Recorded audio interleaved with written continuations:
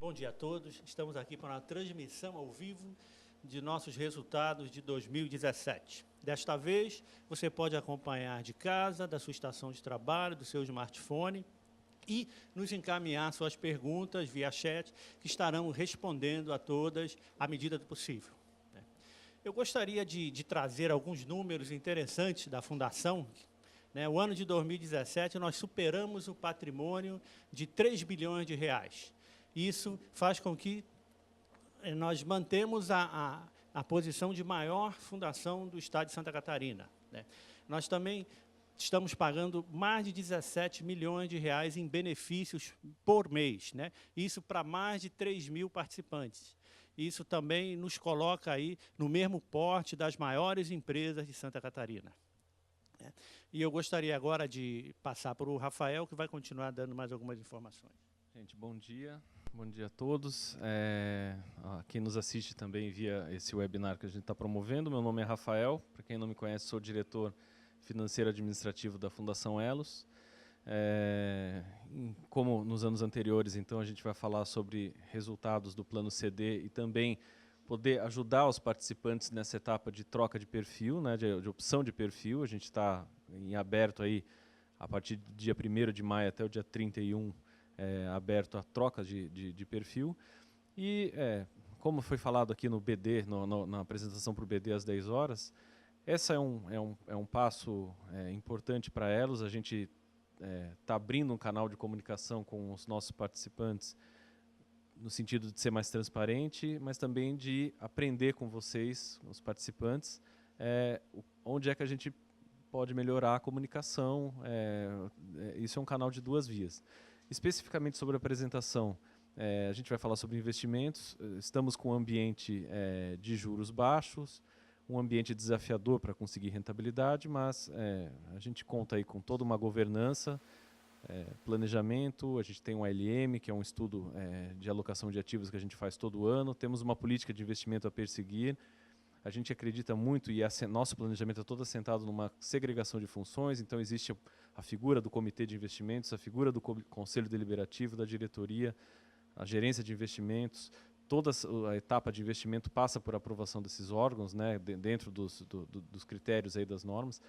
Então, a gente gostaria também de passar um pouco disso, de como que funciona uma etapa de aprovação de investimento e de acompanhamento, que também no nosso dia a dia aqui, a seleção de fundos, a seleção de gestores, como é que estão os mandatos, também faz parte aqui do nosso trabalho. Então, boa apresentação a todos. Vou passar a palavra para o diretor Estênio, de Seguridade. Bom dia a todos. Meu nome é Estênio Manfredini, sou diretor de Seguridade. Como o Ezequias falou, a Fundação Elos hoje é a maior entidade de Previdência Complementar de Santa Catarina. Nós estamos pagando benefício para mais de 3 mil aposentados e nós temos aproximadamente 5 mil participantes.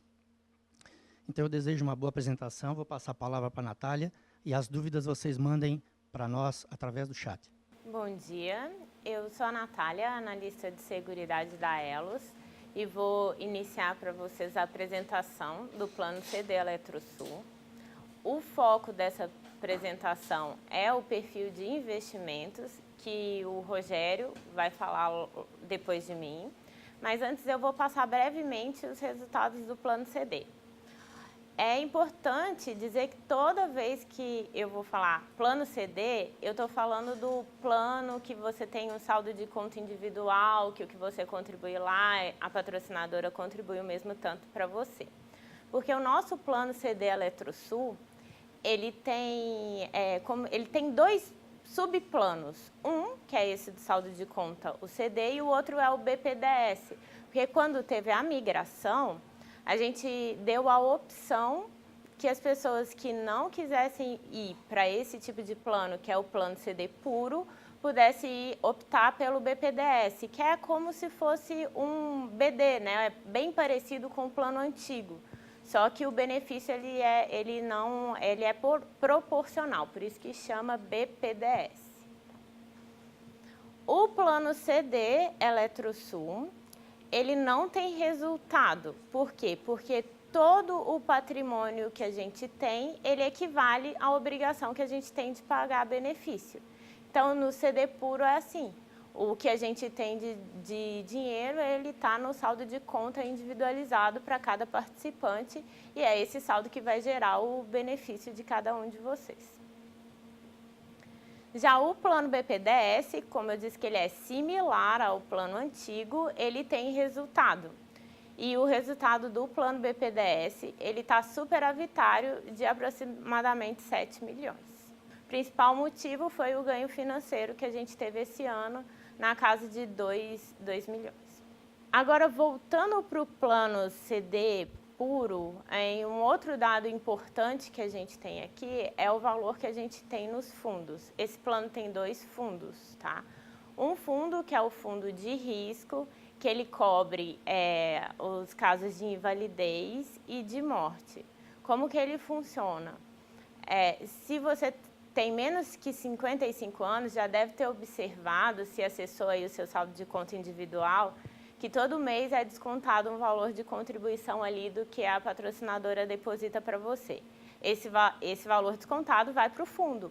E esse fundo é que vai garantir, no caso de uma invalidez ou um falecimento de um participante que tenha menos de 55 anos, a gente vai garantir um complemento do saldo de conta dele até ele chegar nos 55 anos, mais ou menos assim. Então, o que acontece, a grosso modo? Caso alguém tenha uma invalidez ou um falecimento, aos 30 anos, esse fundo vai completar as contribuições até os 55 anos para essa pessoa não seja prejudicada, não tenha ainda poupado o suficiente para ter direito a um benefício, por isso que ela faz a contribuição para esse fundo. Esse fundo está em torno de 16 milhões, já 16.700.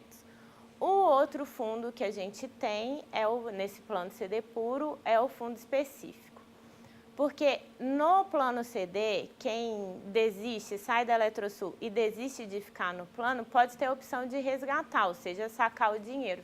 Só que em nenhuma das opções ele leva tudo que a patrocinadora contribuiu com ele, para ele. Então, esse saldo que sobra, ele fica para o fundo específico, que hoje a gente já tem 1.091.000 nele. A destinação desse fundo, ela só pode ser usada para o plano. Ela não pode, ela tem que ser só usada para o plano, ela não pode ser usada para custeio administrativo e, caso esse fundo cresça muito, vai ser decidido o uso dele pelo Conselho Deliberativo. Finalizando essa apresentação do CD, que ela é mais breve justamente para a gente focar no perfil de investimentos, apresento para vocês um quantitativo da Fundação Elos, com as estatísticas de todos os participantes. A gente já tem 4.000 em dezembro que está posicionado, 4.565 participantes aí, divididos em plano CD Eletrosul, BD Tractebel e BD Eletrosul, estando com participantes, né, ativos, assistidos, aposentados, pensionistas. Agora eu vou passar a palavra para o Rogério, que vai iniciar a apresentação de perfil de investimentos. Bom dia a todos. Meu nome é Rogério, sou gerente de investimento aqui da Fundação Elos. A gente está iniciando mais um ano de rodada de apresentação de perfil de investimento. É o 4º ano que nós temos essa rotina de apresentação de resultados. E esse ano a gente está fazendo uma nova forma de comunicação com o participante. O patrimônio de investimentos no programa de investimento fechou o ano com quase 3 bilhões de reais. E aqui agora a gente vai desmembrar esses 3 bilhões por plano. Anteriormente a gente falou do plano BD Elos Eletrosul, agora a gente vai entrar no plano CD. Vamos relembrar os perfis de investimento. Foram criados em julho de 2014, então estamos iniciando ao 4º ano consecutivo do perfil e, consequentemente, a opção de migração. São 5 perfis, são 2 destinados aos aposentados, A1 e A2, e 3 destinados aos participantes ativos, B1, B2 e B3. Composição de carteira. Para a gente começar a entender quais são as diferenças entre eles. Falando especificamente agora as diferenças entre A1 e A2, dos aposentados. Temos embaixo ali os segmentos de investimentos, todos isso descritos na nossa política de investimento.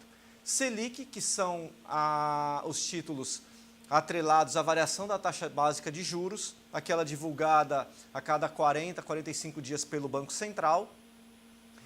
Inflação pré-fixado, de até 5 anos, são títulos de vencimento de prazo máximo de 5 anos, então a gente está falando ali de títulos vencendo até 2022, 2023, não pode ter títulos mais longos do que esse prazo, pode ser NTNB, LTN ou NTNF. O outro tipo de investimento, inflação ou pré-fixado, aí já não tem limite de prazo, são os mais variados, desde das mais curtas de 2018 até a mais longa de 2055. O segmento de fundos de renda fixa, que são os fundos exclusivos e os nossos fundos de crédito. Renda variável, que são aqueles fundos que investem em ações negociadas em bolsa de valores. Investimentos estruturados, dentre eles fundo multimercado, fundos imobiliários e fundos de participação. Investimentos no exterior, imóveis e empréstimos. Esses são os investimentos elegíveis pela nossa política de investimento. Então, a primeira diferença que a gente vai ver entre o perfil A1 e A2 é o título atrelado ao Selic. O A1 tem 66% de alocação neste título, enquanto o A2 tem 25%. Essa diferença se dá basicamente pelo objetivo de rentabilidade. Como o A2 tem um objetivo de rentabilidade maior que o A1, é natural que ele tem que ter uma exposição a títulos mais agressivos, de maior risco para obter maior retorno. Como a Selic é o título mais conservador do mercado financeiro no mercado doméstico, essa exposição cai de 66 para 25. A outra diferença bem importante vem nos títulos atrelados à inflação ou ao pré-fixado. No A1, 19%, enquanto no A2, 35%. Aqui, como ele é um título de maior risco, maior retorno, esse é o alvo, ele tem uma exposição maior. Quando eu falo maior risco, a gente não está falando de risco de crédito, que é aquele risco onde você compra o título, investe e não recebe. Não é esse risco. O risco aqui é igual para todos, porque o título é de emissão do governo federal, então o risco é o mesmo. Quando a gente fala de risco, é risco de mercado, risco de preços. Como eles são atrelados à variação da taxa de juros, a flutuação, tanto o aumento como a redução, vai trazer impacto significativo para o título.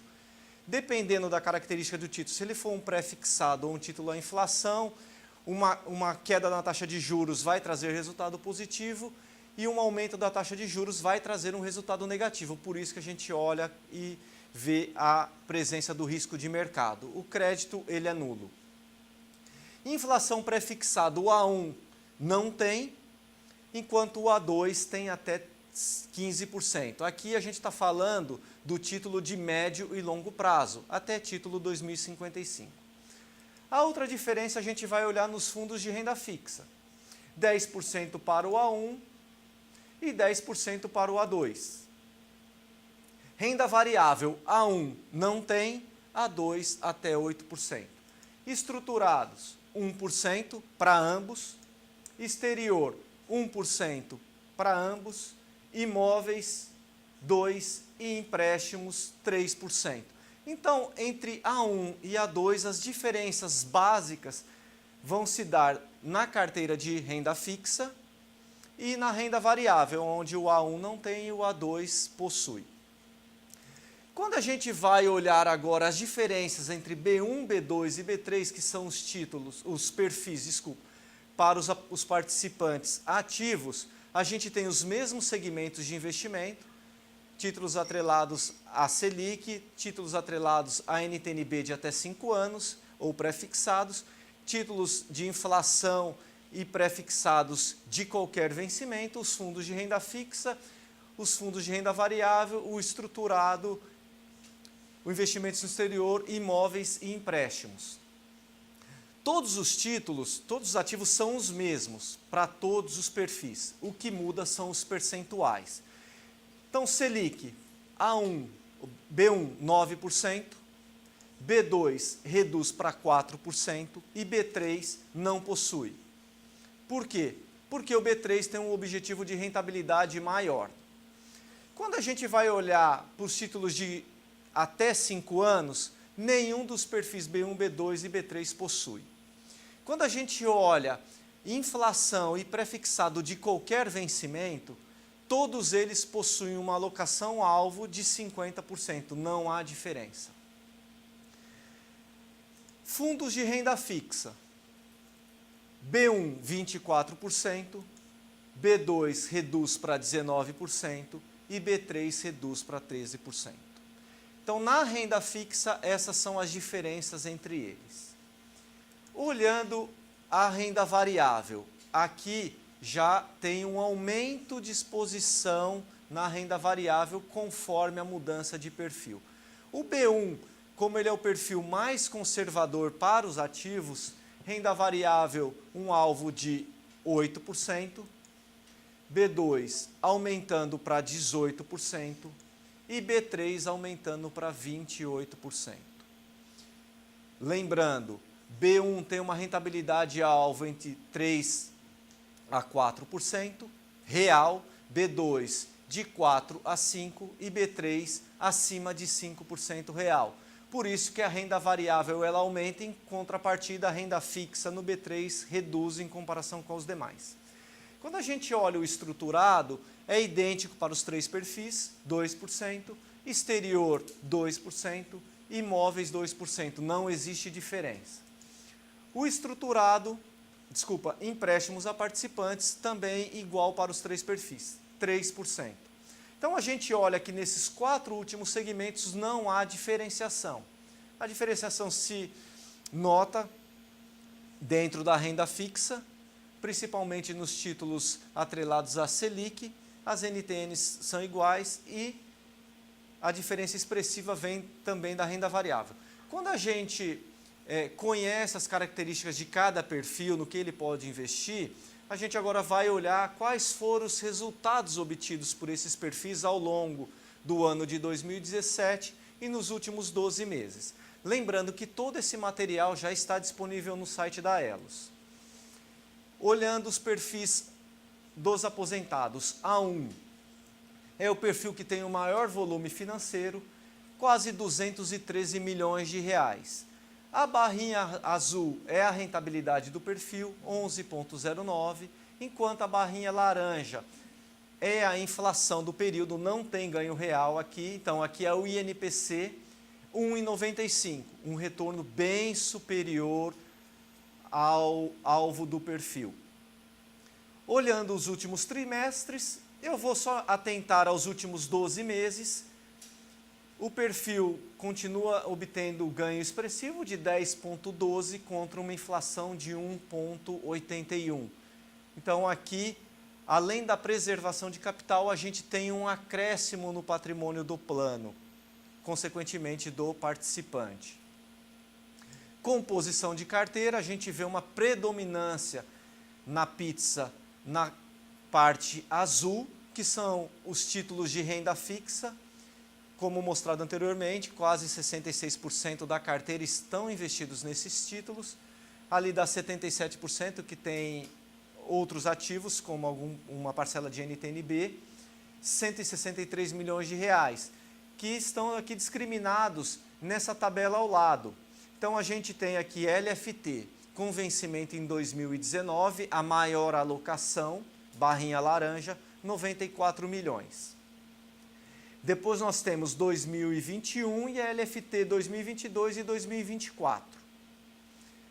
A parcela de NTNB, a gente tem vencimento em 2019 e a mais longa 2022.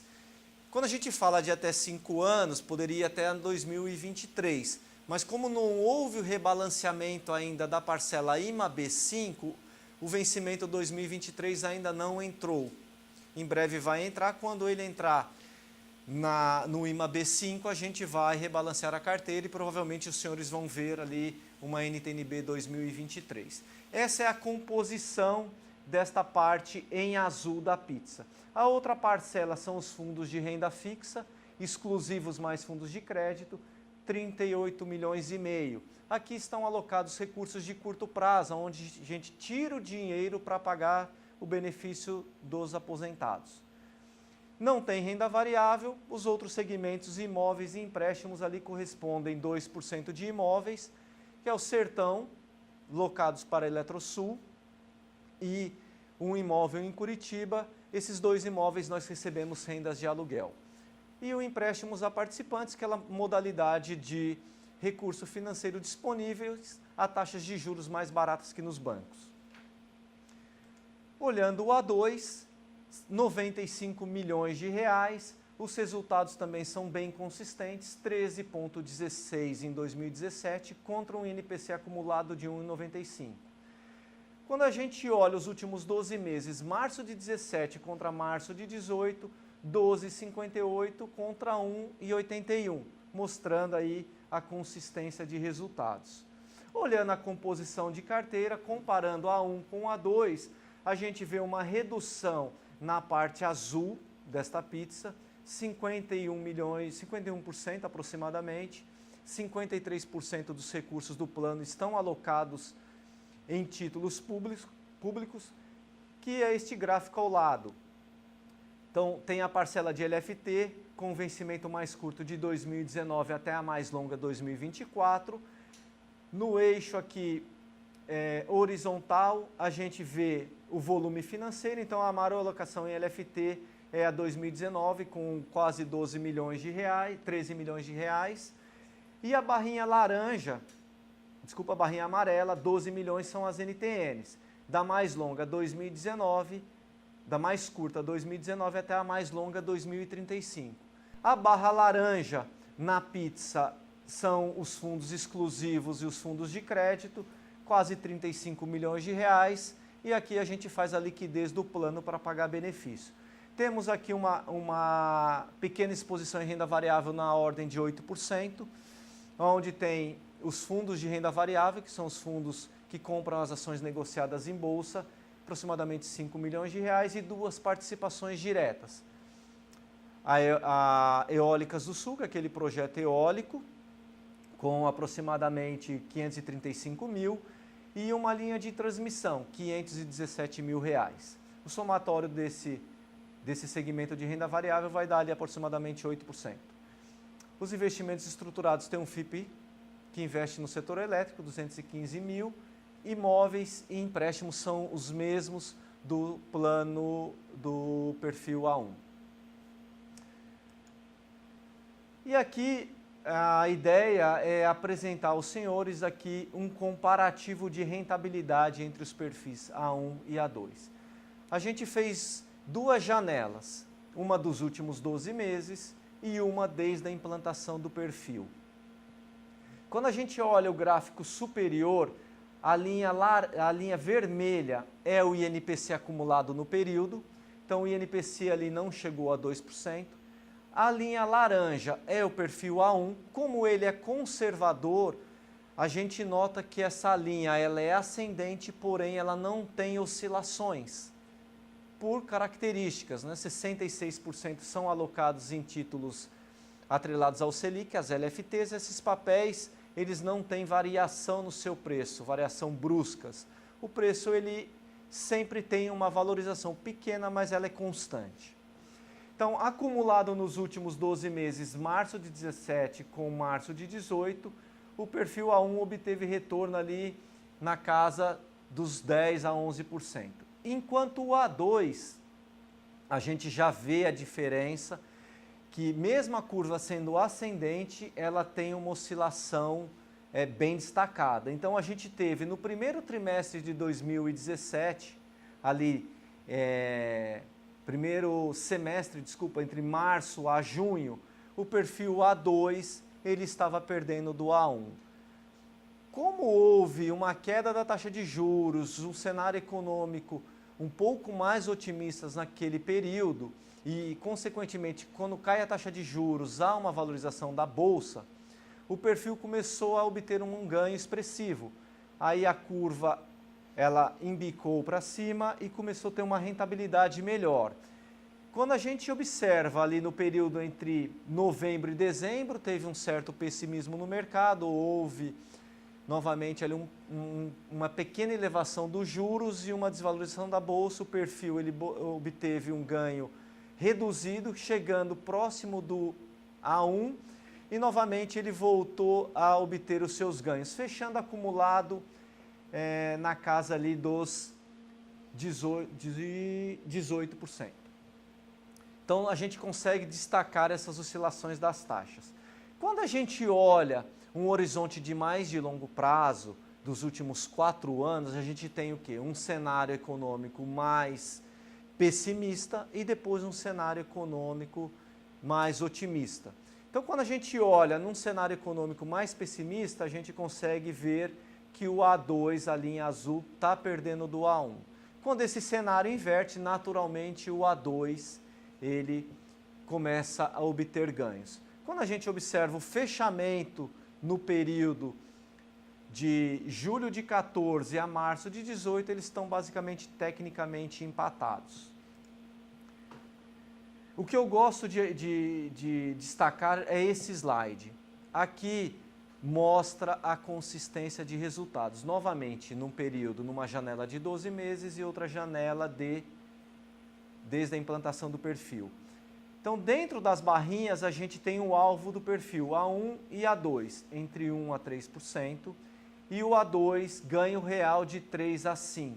Nos últimos 12 meses, ambos os perfis acumularam ganho expressivo, 8,16 para o A1, 17,57 real para o A2. Alongando o prazo, 1 a 3, o A1 obteve 6,27 real, já descontada a inflação, e o A2 6,72, com um alvo de 3 a 5. Então, ambos os perfis vêm apresentando consistência de resultados. Esse slide ele significa dizer que, com os resultados obtidos, a cada ano o perfil deu ganho real de 6,27 e o A2 ganho real de 6,72.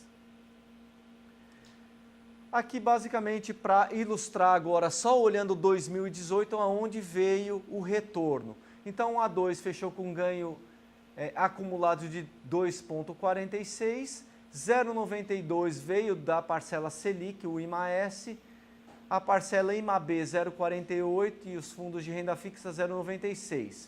Os imóveis 0,02 e os empréstimos 0,07%. O somatório dos 5 segmentos totaliza uma rentabilidade de 2,46. O mesmo vale para o A2. Só que aqui a gente observa que a renda variável ela vem contribuindo significativamente. Então, o somatório de todos eles dá um retorno acumulado de 4,02. Agora vamos ver os resultados dos perfis B1, B2 e B3, que são os perfis agora dos ativos. O B1 é o perfil que tem 164 milhões de reais, fechou 2017 com quase 12% nominal, com a inflação, um INPC de 1,95. Nos últimos 12 meses, 11,68 e uma inflação de 1,81. A carteira, a parcela azul, 101 milhões de reais, são alocados aqui nesse gráfico ao lado, nas LFTs de 2019 até a 2024 e nas NTNBs, sem limite de prazo, desde a mais curta 2019 até a mais longa 2035. E no eixo aqui do X a gente vê os volumes financeiros. A maior alocação então é na 2045 com 22 milhões de reais. Perfil B2 é o perfil que tem o maior volume financeiro, 287 milhões, ganho acumulado de 13,29, rentabilidade da inflação no período 1,95, nos últimos 12 meses 12,95. B2, os ativos são os mesmos, as diferenças vêm na parcela de renda fixa, que é a pizza em azul, 171 milhões de reais aproximadamente, nos mesmos títulos mudando os percentuais. Então, a LFT 2019 é a LFT 2024, a NTNB 2019 até a mais longa 2055. a maior alocação em 2045, 41 milhões de reais. E a renda variável que aumenta de 8% para 18%. Os fundos mais as participações diretas que eu já falei ali no A2. A SPE Irapuru e a Livramento. O último perfil B3 é o perfil com o menor volume financeiro, 33 milhões de reais. Fechou 2017 com 14,5% contra uma inflação de 1,95%. No ganho dos últimos 12 meses, março 17 a março 18, 14,29 contra 1,91. A alocação da carteira, o que muda são os percentuais, novamente, reduz a parcela de renda fixa. Aqui a gente não tem a LFT como tem nos demais, só NTNB 2019 a 2050, a mais longa 2045. E a parcela de renda variável aumentando do perfil B2 de 18% para o B3 para 28% e os mesmos ativos. O BPDS é um perfil à parte, 73 milhões de reais, 11,32 contra uma inflação de 1,95, 14,75. Como ele é um plano que tem o compromisso de pagar a aposentadoria, a estratégia de investimento é um pouquinho diferente, a gente faz um estudo de ALM aqui, também a gente pega as características da massa de participantes e faz a alocação com os melhores ativos ali disponíveis no mercado financeiro. Então aqui a gente tem uma grande alocação em NTNB, 2019 a 2055, e uma renda variável na casa dos 8%. Em breve aqui essa renda variável vai ser zerada, vai ser basicamente alocadas em títulos públicos e renda fixa. Por quê? Porque é um plano superavitário, então não tem necessidade de ficar correndo risco para trazer mais resultados para o plano.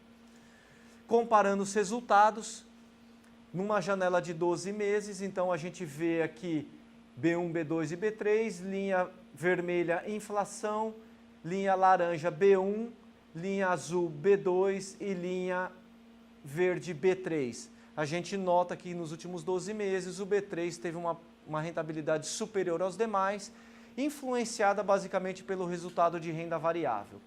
Quando a gente olha o resultado desde o início do perfil, aqui a gente tem um cenário também num período ruim de renda variável, onde as taxas de juros eram elevadas, né? Chegou na casa dos 14%, e hoje a gente tem um cenário mais desafiador, com taxa de juros na casa de 6,25% e uma bolsa que teve expressiva valorização. Mas no acumulado também eles estão tecnicamente empatados, ali com uma rentabilidade de quase 60%. Olhando aqui a rentabilidade anualizada, que eu já estou falando em termos reais, o perfil B1 tem uma rentabilidade real alvo de 3% a 4%, ele teve quase 9,70%, bem superior ao alvo. O B2 tem uma rentabilidade alvo de 3 a 5, obteve 10,94%. E o B3 superior a 5, 12,26%. Todos eles apresentam resultados expressivos. Quando a gente faz a mesma análise desde a implantação, 6,53 B1, 6,24 B2 e 6,10 B3. Todos eles novamente aqui mostrando a consistência de resultados. Para conhecer da onde foi o ganho financeiro, aqui eu estou olhando só os 3 primeiros meses do ano. Então, 3,34 foi a rentabilidade do B1, IMA-S 0,10, IMA-B contribuiu com mais 1,38, renda fixa com mais 1,14, renda variável com 0,60, estruturado não teve ganho, 0, imóveis 0,02 e empréstimo 0,08. O total, somatório totalizou aqui uma rentabilidade acumulada de 3,34. No B2, a gente vai ver aqui que a renda variável, por ela ter uma exposição maior, contribuiu significativamente superior ao B1, totalizando 3,65. O B3 é o mesmo raciocínio, a renda variável é o que vem obtendo ganho expressivo, 2,11, o somatório de todos eles resulta numa rentabilidade acumulada de 4,10. O BPDS, somatório de todos os segmentos, 3,62.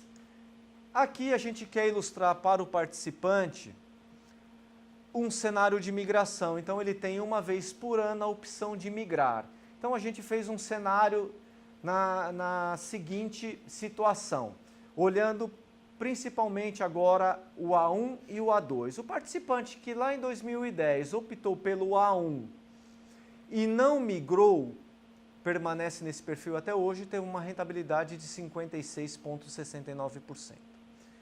O participante que lá em 2014 também optou pelo A2 e não migrou, teve um ganho de 59,19%. Se esse participante tivesse feito um investimento na sua poupança particular no CDI, teria um retorno de 52,61%. E aí que a gente vai ter duas situações. Um cenário daquele participante que migrou e conseguiu acertar todos os movimentos, e aquele participante que migrou e o que a gente diz, trocou o pé. No cenário de acerto, ou seja, o participante no período onde as taxas de juros eram elevadas, que foi no período de 2014, tá? E ele migrou lá em 2014, em julho de 2015 aproximadamente, para o A2, onde a taxa de juros começou a cair e ele permanece até hoje, ele vai ter um ganho de 62%. O cenário da troca de pé é aquele aonde, lá em julho de 2015, o participante ele estava no perfil A2, ele olhou o perfil A1 que teve o melhor retorno, ele migrou o seu recurso do A2 para o A1. E aí o cenário virou, a taxa de juros começou a cair, a bolsa começou a valorizar. E aí ele ficou no A2, no período de alta taxa de juros e bolsa para baixo, e foi para o A1, no cenário onde a bolsa valorizou. Ele teve uma rentabilidade de 53,57%. Aqui a gente não teve perda, né? Mas a gente deixou de ganhar. A ideia desse slide é só para ilustrar aos senhores que, quando a gente analisa a rentabilidade olhando o passado, talvez a probabilidade de nós errarmos a decisão ela está sujeita a ser elevada. O mesmo exercício vale para os perfis B1, B2 e B3. Então, um participante que colocou esse dinheiro lá no CDI, ele teve um ganho de 52,61. Aquele participante que migrou para o B1 e permanece até hoje, 58,10. No B2, 56,49. E no B3, 55,75. Aquele participante que conseguiu acertar os movimentos, permaneceu no B1 de 2014 a 2015 e migrou para o B3, 2016, 2017 teve 63%, e o participante que trocou o pé, ele permaneceu no B3 2014, 2015 51,32 e migrou para o B1 em 2016, 2017 com 51,32. Para finalizar, a gente precisa, a migração, todos os participantes do plano CD podem optar, aposentado A1 e A2 e ativos B1, B2 e B3. Todo o material está disponível no portal da Elos, tem um simulador e a opção de migração é agora no mês de maio, encerra-se no dia 30. Quem fizer a opção no dia 1º de julho, o pedido será indeferido, porque as regras do perfil são essas. E as carteiras serão adequadas em julho de 2018. Quem não fizer a opção permanece na última opção. A única exceção é no pedido de aposentadoria. Quando o participante fizer sua solicitação, ele deverá optar de migrar os seus recursos do B1, B2 e B3 para o perfil A1 e A2. Bom, as perguntas enviadas pelo chat do webinar, referente agora ao plano CD. A pergunta da Elisete: vale a pena mudar de perfil perto da aposentadoria? Atualmente estou no perfil B2. Essa pergunta, sim, ela é de um caráter delicado e bem particular de cada participante. Quando nós estamos próximos à aposentadoria, a gente tem que se preocupar agora com a preservação de capital, né? E não mais com o ganho financeiro. Não que o ganho financeiro não seja importante, ele é importante, mas a preservação de capital é maior. Por quê? Próximo da aposentadoria, o participante já está com a sua reserva financeira praticamente concluída. E essa reserva ela deve ser um volume expressivo. Então, num mercado adverso, que a gente pode obter uma rentabilidade negativa, esse percentual negativo, uma rentabilidade desfavorável, em um volume financeiro expressivo, ela é significativamente. E aí nós temos ali uma perda de patrimônio. E isso pode impactar na programação de recebimento dos benefícios. Então, eu acho que esse é o ponto mais relevante. Claro que num cenário positivo, isso vai trazer um ganho expressivo. Mas a gente tem que se preocupar com as eventualidades. Então, na minha opinião pessoal, né, e a gente tem que olhar as condições de cada participante para poder entender melhor, eu acho que próximo da aposentadoria, uma postura mais conservadora é a mais adequada. Então, a mais conservadora significa dizer redução de risco, e na aposentadoria, obrigatoriamente o participante tem que sair do B1, do B2, do B3 e escolher A1 e A2.